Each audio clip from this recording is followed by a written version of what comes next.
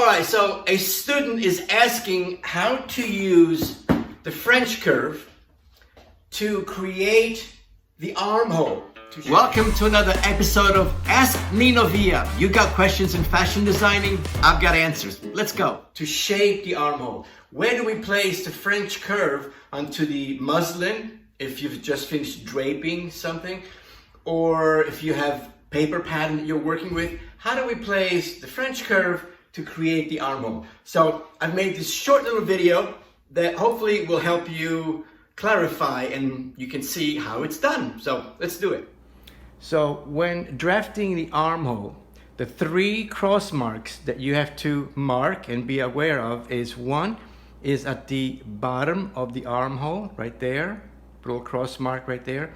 One is on top where the shoulder meets the armhole right there, put a little cross mark right there.